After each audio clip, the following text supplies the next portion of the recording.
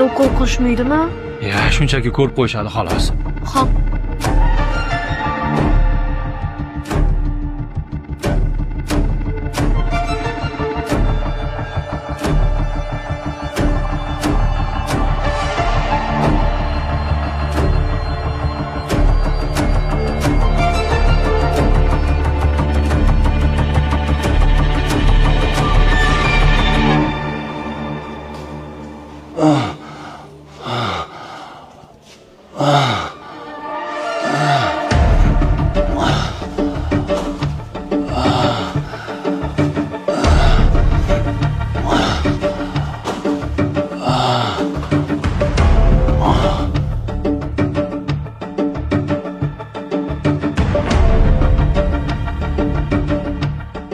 Hozir bu yerdan chiqib, keyin do'konga boramiz, xo'p?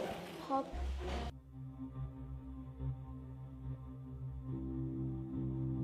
Kechirasiz. Erim sizni ko'rganlarida bezovta bo'ldilar. To'g'risini ayting. Oranglarda biror nima bo'lganmi? To'g'risi, eringizni tanimadim, aniqrog'i. Tanib bo'lmaydigan bo'lib ketibdi. Eringiz kim o'zi? Ismi nima? Sog'ligidagi biror surati bormi? Mana, ismlari Akmal.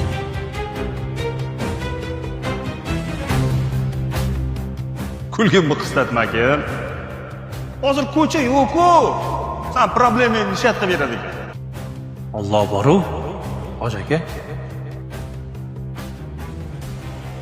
Nima bo'ldi eringizga? Yangi uyimizga ko'chib o'tdik. Yangi hammomizda birinchi marotaba cho'milayotganlarida ariston portlab ketib,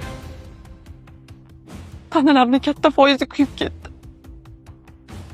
Doktorlar bunaqa vaziyatda joyida jon berish kerak edi deyishdi. Nimagadir jon bera olmayapti. Men uylarni malyarkasini qilgan ustaman. Eringiz bizga 5 million so'm pul bergan xolos. 41 million qarzi qolgandi. Pulimizni bermay haydab yuborgandi. Siz ozroq kutib turing.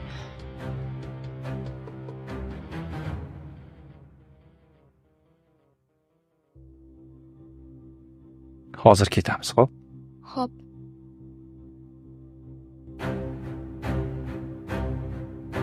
Bu yerda 41 million. Erim sizga berish kerak bo'lgan omonat. Iltimos. Erimdan rozi bo'ling. Allohga omonatimni topshiramiz.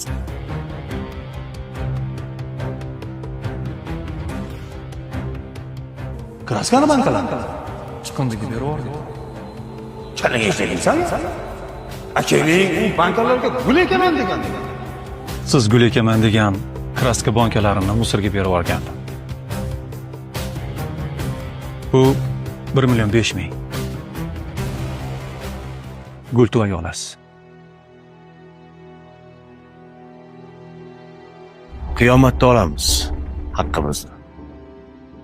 Lekin unda kurs boshqacha bo'ladi.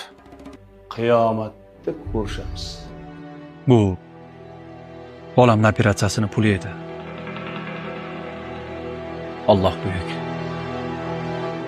Rizqni bandalariga o'zi xohlagan uslubda yetkazib berar ekan.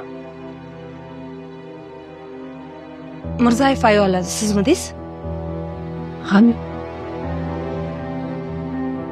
Alloh sabr bersin.